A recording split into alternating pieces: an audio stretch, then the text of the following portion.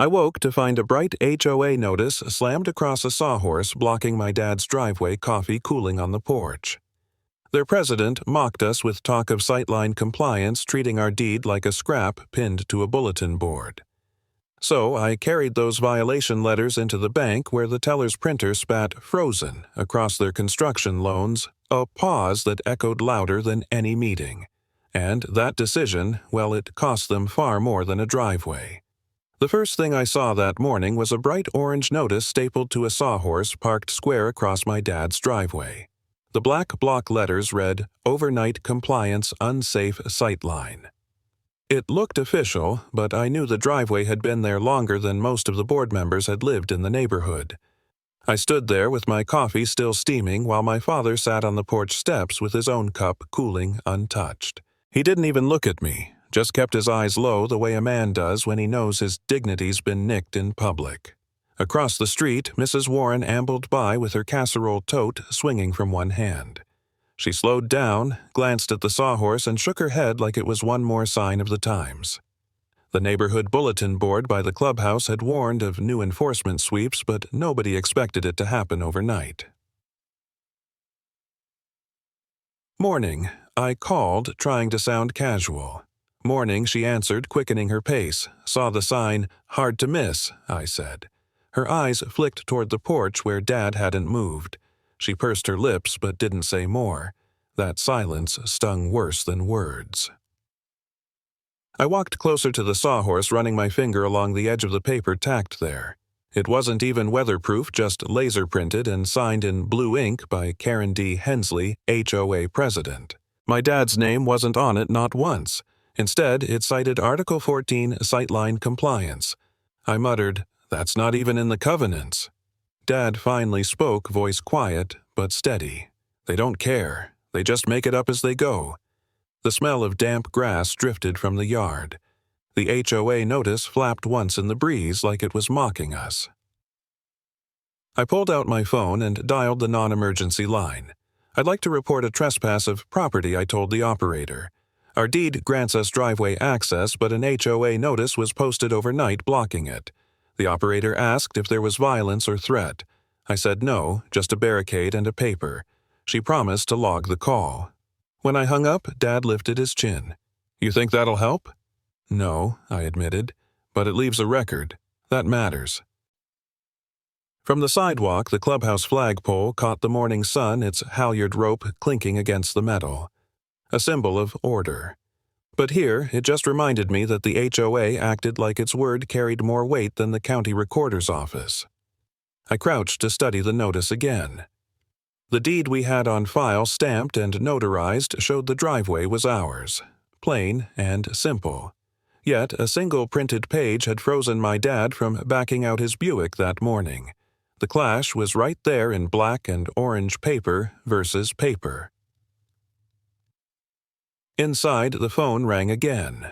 Dad didn't answer. He just stared at the notice like it was some trespasser squatting in plain view. I went in, picked it up, and heard a neighbor's voice.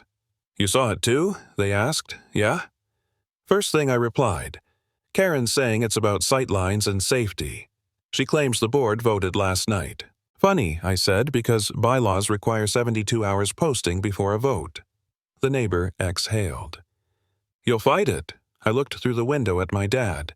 His shoulders were stooped, his hand trembling around a mug gone cold. "Yeah," I said, "I'll fight it." Later, I found Dad finally moving. He stood, walked down to the mailbox, and checked for letters that weren't there. His steps were slow, like the walk itself was his last piece of ownership. When he turned back, the sawhorse still loomed behind him, orange against gray concrete. I caught his eyes then, and for a split second, they met mine. That was the silent beat the moment he asked without words whether I'd let this stand. I tapped the notice with my knuckle. A posted sign can't cancel a deed. I said more to him than anyone else. He nodded once, then went inside. I stayed. The cul-de-sac felt too quiet, like the whole community was watching from behind curtains. I spoke aloud to the sign to Karen, to anyone listening. "I'll play by your rules better than you do. And in that moment I knew the fight wasn't just about a driveway.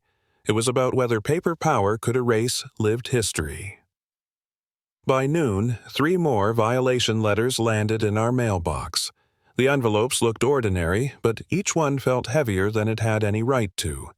Weight doesn't come from paper alone, it comes from intention. And the intention here was clear. Grind us down, one certified notice at a time. I walked them up to the porch. My dad sat in his usual place, coffee cooling in his hands, the morning sun now high and unforgiving. I spread the envelopes out like playing cards, each stamped with the HOA's seal in blue. "Another round," I said. He didn't answer. His shoulders sagged, his gaze fixed somewhere past the sawhorse still blocking our driveway. His silence was the kind that makes you ache because it means someone's pride is bleeding out slowly. At the post office, the fluorescent lights buzzed overhead. The counter clerk Randall had the dull patience of a man who'd seen too many neighbors come in with bad news. I pushed the envelopes toward him. "Need these logged?" I said. He slit them open with a practiced motion. His lips moved as he scanned the text, obstructed view of common area. Non-conforming surface. Unauthorized occupation. When he looked up, his brow furrowed. "That last one's unusual." "Tell me about it," I muttered. Then he pulled another folder from beneath the counter, a certified affidavit already stamped and filed. He slid it across to me. My name leapt off the page. Trespasser. I froze. "How does an affidavit beat me to the counter?" Randall's voice dropped. "HOA president filed it this morning. Claims board authority." I tapped the paper with one finger. Authority doesn't rewrite a deed. He gave me that look clerks give when they know more than they can say. I carried the stack down 2 blocks to Miller's Diner, where news spread faster than the bulletin board pushpins out front. I slid into a booth. Cheryl, the waitress who'd been here longer than most of us had lived in the subdivision, set a slice of cherry pie in front of me without asking. "You look like you need it," she said, nodding at the papers. "Karen again," I said. Her face pinched. "She thinks she's the county clerk." I opened the affidavit, then the letters spreading them wide across the formica table. The pie sat untouched, its cherry filling gleaming under the neon light. Dad's silence earlier still echoed in my head. That's when I unfolded the old deed map. It was creased and faded edges taped more than once, but the parcel lines were clear. Our driveway, our right-of-way traced in black ink. I laid it beside the affidavit. Something didn't line up. Parcel ID 142B on the affidavit. Ours was 142A. I blinked. They'd listed the wrong lot. "Got you," I whispered. The man in the next booth leaned back. "What's that, just paperwork?" I said, not lifting my eyes. But my chest thrummed. For the first time all week, I felt the smallest spark. I traced my finger across the affidavit, imagining Karen's signature under a claim that didn't match the land it accused. Dad had been right, they made it up as they went, but this time they tripped over their own haste. The diner bell jingled as the afternoon crowd filed in. Retirees from the church choir, farmers smelling of hay, a teacher with a stack of tests. Miller's was one of those places where the ordinary world carried on steady as clockwork. And here I was, staring at paper that branded me a criminal for sitting in my own driveway. I let out a breath. Then I spoke quietly enough to sound like I was just talking to myself, but loud enough that Cheryl paused with her coffee pot. Ink travels faster than truth until truth walks in. Her eyebrows lifted. She didn't say anything, just topped off my cup. The pie cooled uneaten. Cheryl asked if I wanted a box. "No," I said. "Evidence looks better untouched." She smirked, half amused, half sad. I gathered the letters, the affidavit copy, and the folded deed map into one neat stack. Paper against paper, that was the battlefield now. As I rose, Randall, the postal clerk, slipped in for his lunch break. He stopped at my booth, saw the stack, and leaned close. "You're going to need that map," he murmured, for what I asked. "County office opens at 8, he said. "Bring that map." And with those words, the fight moved from porches and bulletin boards to courthouse halls. Roz Mercer slid into the booth at Harold's Diner like she owned a quiet corner of the law. She didn't ask how we were. She set her tote down, pushed her glasses lower, and eyed the stack of envelopes I'd been carrying since morning. "They want you tired enough to quit," she said. "That's the play." Dad's hand shook as he lifted his coffee. I steadied the mug with 2 fingers. The ceramic was warm. His knuckles were cold. He stared at the Formica as if it might fold and swallow the day. The jukebox behind us murmured an old Sinatra track, all brass and breath. On the bulletin board, a church choir flyer curled at the corners, thumbtacks the color of jelly beans. Plates clinked and a bell dinged. Ordinary sounds, except at our table it felt like paperwork could bruise. Roz opened a folder stamped with minutes. "Listen," she said, reading. "Board notes. Expansion of community right-of-way. Pending compliance enforcement. Anticipated funding through special assessment." I breathed through my nose. Expansion means our driveway. She didn't argue. They needed a seam. They found one. I unfolded Dad's survey. The map crackled like old leaves. Roz smoothed it with the side of her hand and tapped a faint note along the edge. "Easement recorded. Expires if not maintained." My throat tightened. "You're telling me it lapsed?" She nodded once. 3 years ago. Nobody renewed, so it rolled off the record. That's their opening." Dad cleared his throat. "We never got a reminder," he said, voice soft. "How would we know?" "Most folks don't," Roz answered. "That's why they push. Cheaper to exhaust a family than argue law in daylight." His hand began to tremble again. I covered it, steadying the cup until the rattle faded.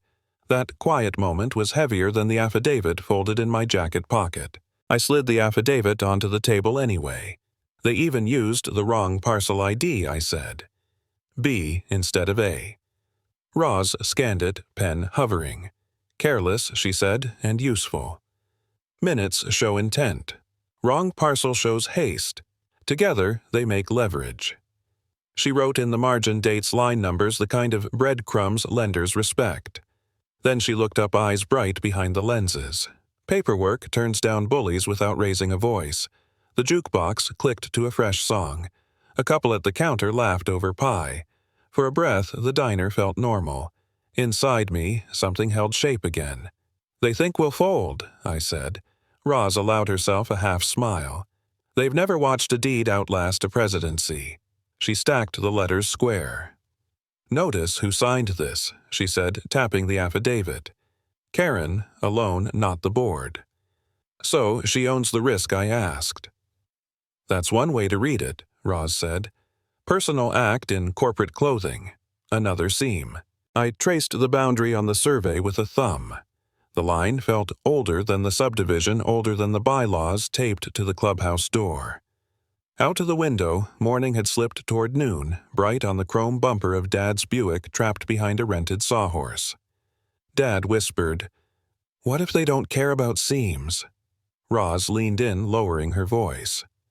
"Then we stop speaking HOA and start speaking bank. Covenant compliance flows into loan covenants. Lenders hate uncertainty. Imagine an expansion project with recorded access issues." I pictured the glossy rendering on the bulletin board, new path, new plantings, smiling, clip art neighbors. Then I pictured a loan officer reading lapsed easement and wrong parcel ID with a pen poised above a hold stamp. "So what's first?" I asked. "Chain your proof," Roz said. "Affidavit, minutes, survey photos of the blockade timestamps, and your call log. Keep copies. Keep originals flat. And keep your voice steady when you read the dates." A waitress slid past with a tray. Steam rode the air, bacon and coffee and something sweet. For the first time in days, I noticed the smell instead of the worry. I turned to Dad. "We'll fix what expired," I said. "We'll renew what's ours." He nodded, eyes wet but clear. That was our silent oath spoken without the room hearing a word.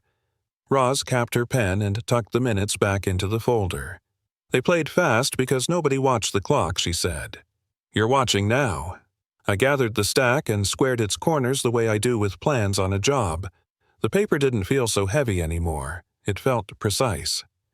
Cheryl stopped by, topped my cup, and eyed the folder. You bringing this to the county? At 8, I said. Bring the map, she replied, tapping the crease, and take a photo of that sawhorse before someone moves it. She pointed at the church flyer. Choir meets tonight. Folks will talk. Let them, I said. Truth can handle daylight. She slid a napkin over. I wrote the checklist twice, carefully. Roz slid a business card toward me, then paused, choosing the next sentence like a mason lines a cornerstone. One letter to the lender, she said, could freeze more than your driveway. At 3:15 a.m., the HOA's own cameras betrayed them. The official safety log for that night claimed no obstruction observed. Yet the footage looping on my screen showed something else entirely. Our driveway sealed with a rented sawhorse, the orange overnight notice glowing in the dark like a warning flare. The office smelled of stale donuts and burnt coffee, the kind that sat too long in a glass pot. The fluorescent lights hummed. Dad stood by the window, hands sunk deep in his pockets, staring at the empty driveway beyond.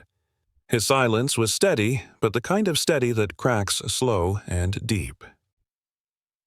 I laid out the artifacts on the scarred table, the safety log, the loan file, and the clipped video from the security feed. Each sheet of paper looked harmless, yet stacked together they formed a breach no rendering could cover. Loan covenants are dry things, but Roz had taught me to read them like maps. Clause 12C burned back at me. Access to collateral property shall remain unimpeded. Banks didn't write clauses for decoration, they wrote them to pin down risk. And this file proved risk had arrived on time in bright orange plastic. The HOA's own report claimed clear access. The footage froze that lie at 3:15 a.m. Sharp. I poured another cup of bitter coffee, then circled the covenant clause in red.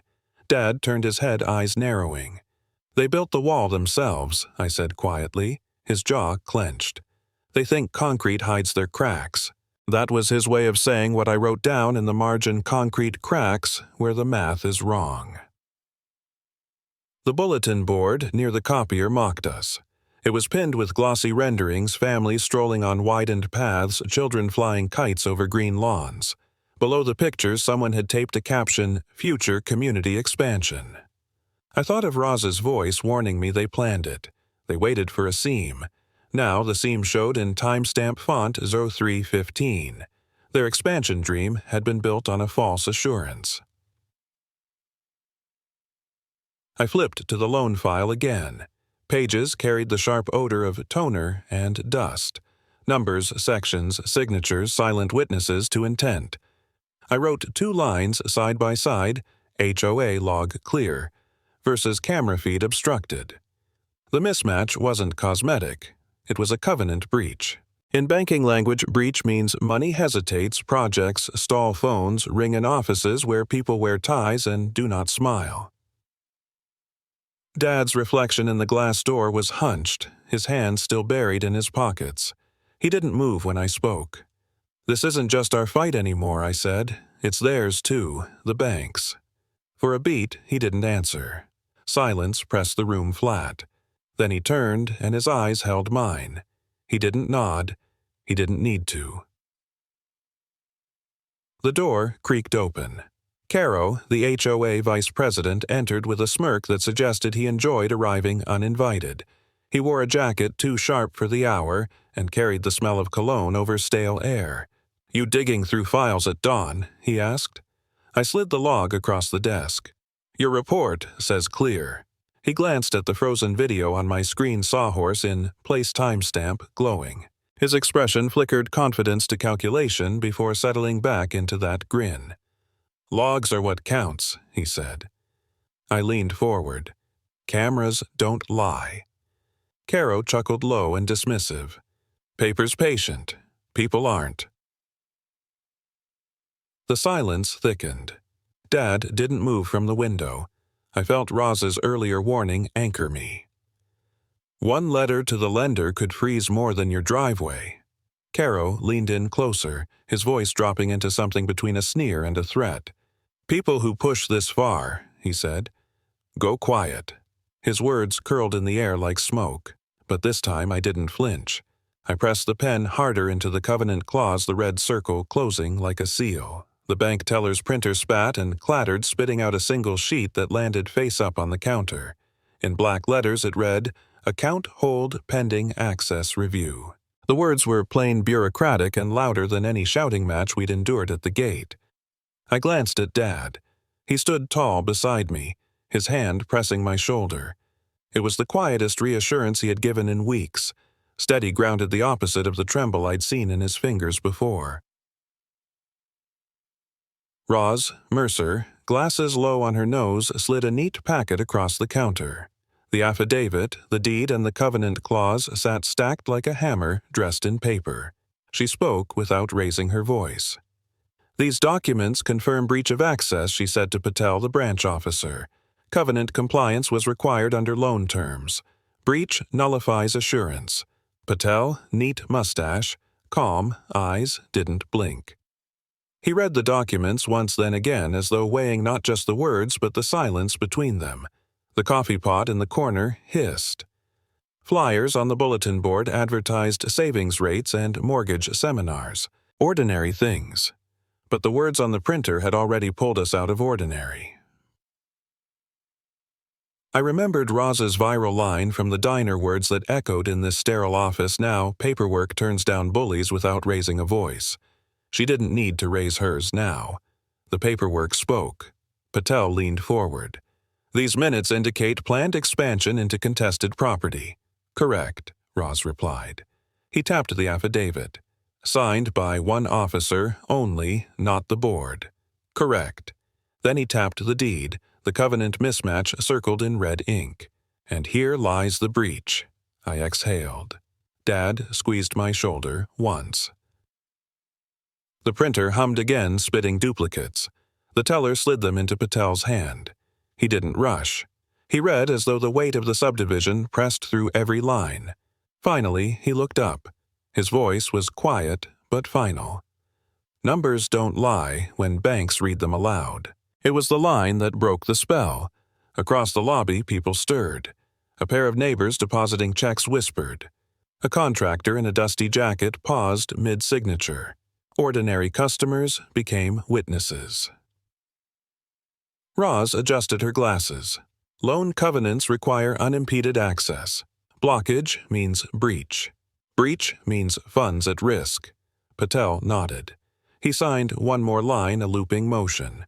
"Effective immediately. Construction loans associated with this HOA are on hold pending review." The words rang louder than the printer ever could. The silence that followed wasn't empty. It was charged. People looked at one another. A bank employee coughed, uneasy. Someone whispered, "They froze it," another voice over the driveway thing. The echo spread subtle at first, then growing like ripples from a tossed stone. Dad's hand stayed firm on my shoulder. I could feel the steadiness traveling down through me, rooting me in place. Patel slid copies of the hold order toward Roz. "This will be communicated to the lending division and filed with the county by end of day." Roz collected the pages, tapped them square, and handed one to me. The paper felt lighter than it should, though the weight of what it carried was enough to shift a neighborhood. I looked at Dad. His lips pressed together, not in fear, but in resolve. We turned to leave, but voices followed us. A man near the coffee machine whispered, "Didn't think they could touch the loans." His friend replied, "If the bank says freeze, they freeze." The whispers weren't about us anymore. They were about the HOA, about power turned brittle. Outside, sunlight bounced off the glass doors. For the first time in weeks, it didn't sting my eyes. Rose walked ahead, her tote swinging. She didn't look back, didn't need to. She had set the next act in motion. Dad paused at the sidewalk, still keeping one hand steady on my shoulder.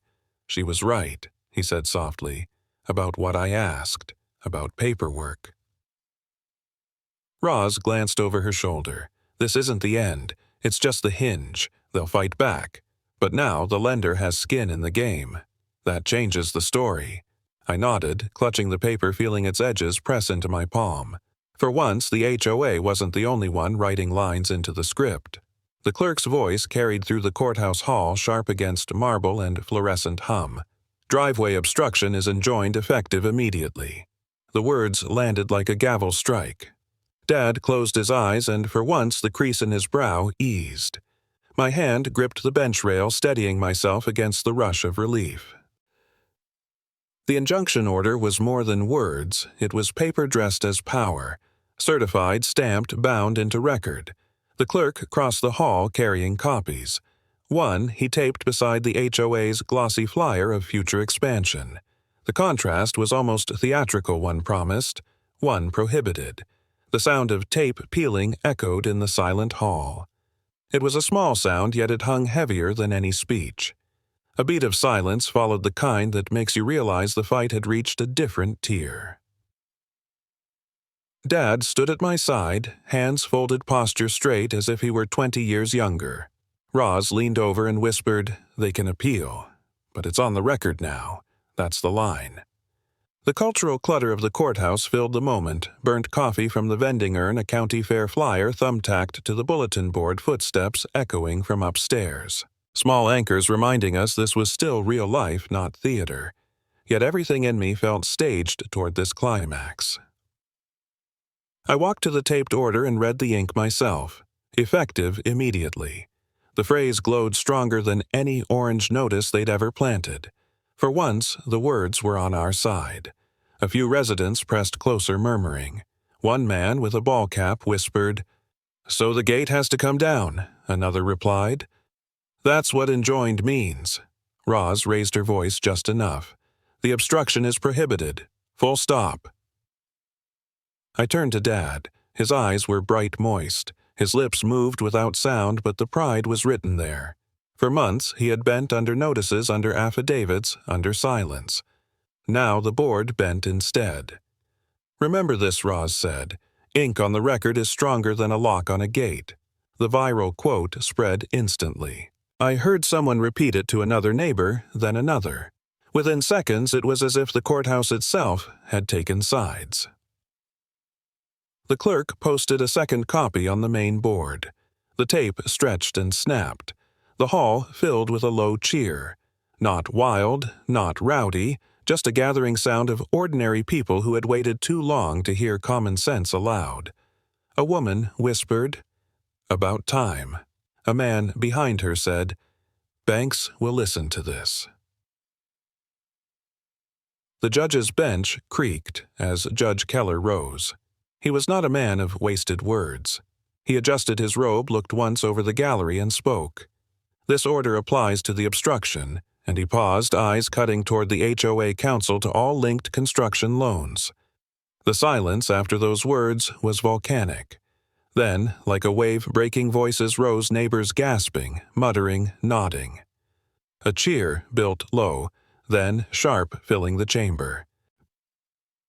I glanced at Roz. Her smile was quick, almost hidden, but it carried weight. Dad placed his hand on my shoulder, the same steady hand that had trembled days earlier. Now it was firm, anchoring me in the crowd. Patel's earlier freeze had been a hinge. Keller's injunction was the swing. The clerk gathered his folders, footsteps soft. The tape on the flyer still quivered where he'd pressed it flat. Outside, the sun hit the courthouse steps, and neighbors clustered, talking in quick bursts. I caught pieces. They taped it right on their flyer. Loans, too. "That's big. Can't build without the money." It wasn't outrage anymore. It was relief, almost joy. Dad stood in the middle of it, taller somehow. He didn't say a word, but people touched his arm, clapped his back. His silence had shifted meaning, no longer submission, but respect. The courthouse coffee still tasted like cardboard.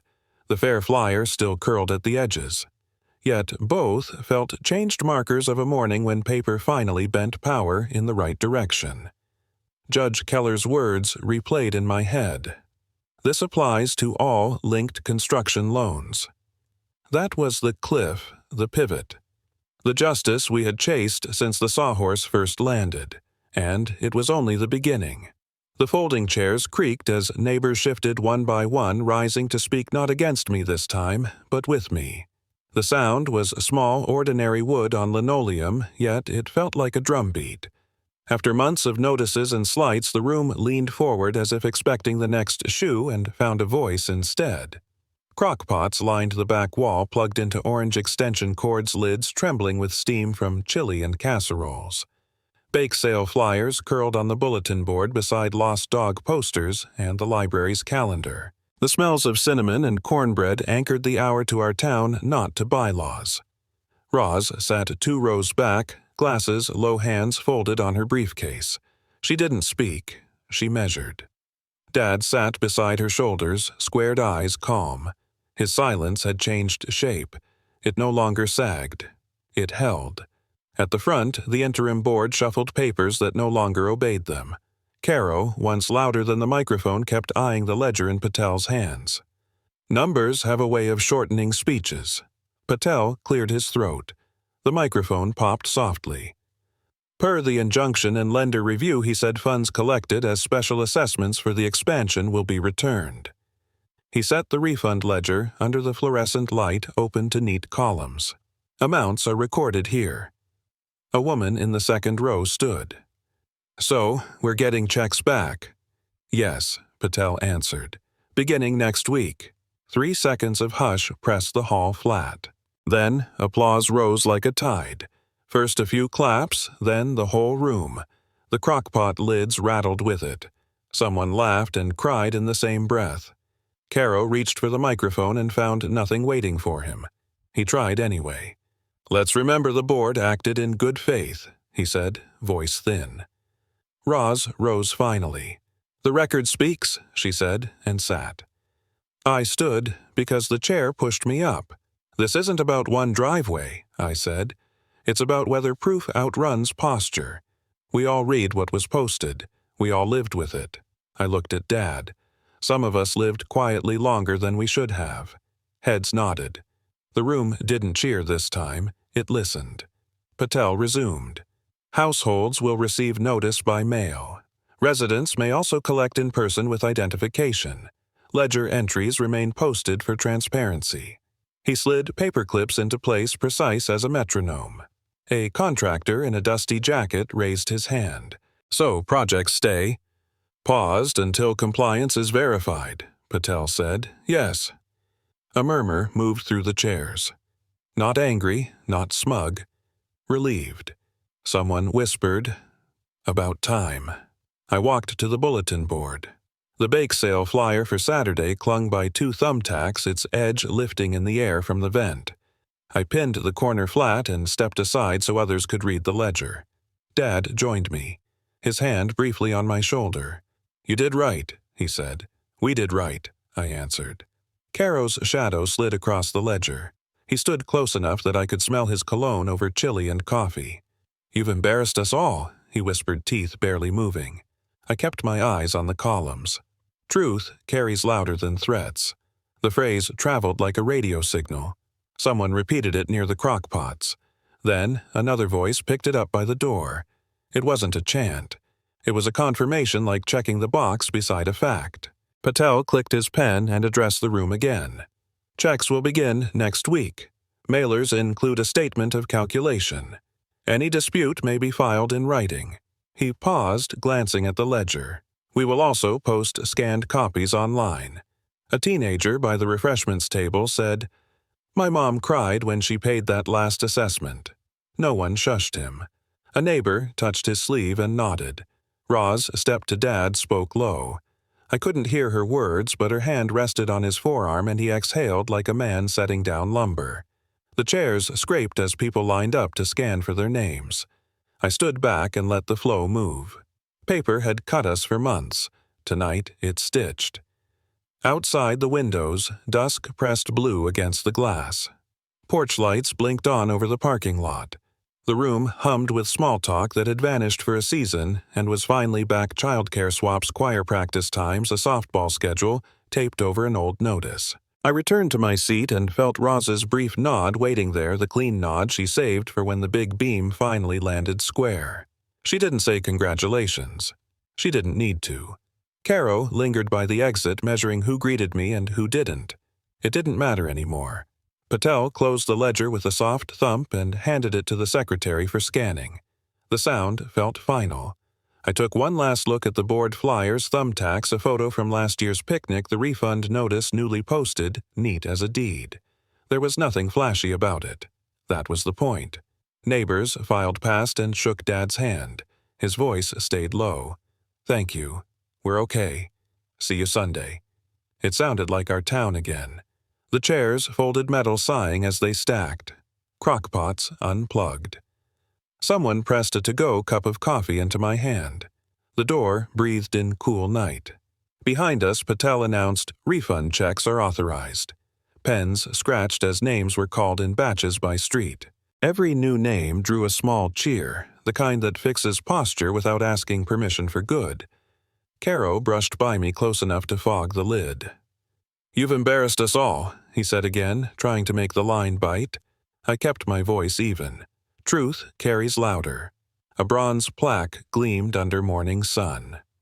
Hayes Drive, in memory of fairness kept. The letters were shallow, still bright with polish. Neighbors drifted toward it in the church lawn, folding chairs angled in a half-circle, casseroles cooling on a long table. The brass band warmed their notes under the elm. The hymn they tested felt like a thank you said out loud. The transfer order sat on a wooden lectern beside the plaque, ribboned and stamped.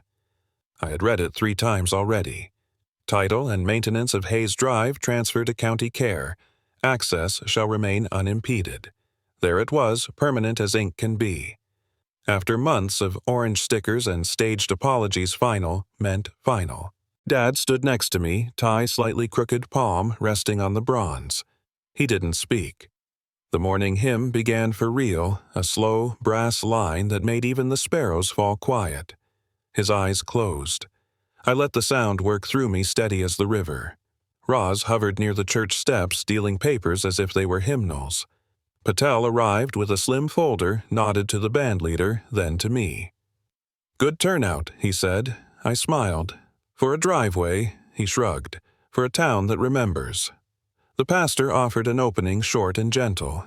We gathered to mark a transfer of record and a turn of heart. He gestured toward the lectern. "The order is posted. The plaque will remain. May our lanes be open and our dealings plain." He stepped back and the hymn returned to a softer hum. I traced the lower edge of the bronze with a thumb. The letters caught a sliver of sun, a quiet underline.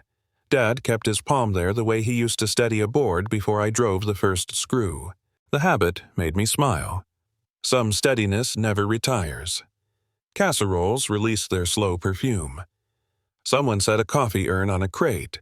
Kids chased each other along the walkway, their footsteps snapping dry leaves. A folding chair squeaked as the clerk cleared her throat and read the order again. Every word sounded taller. Outdoors. The brass softened.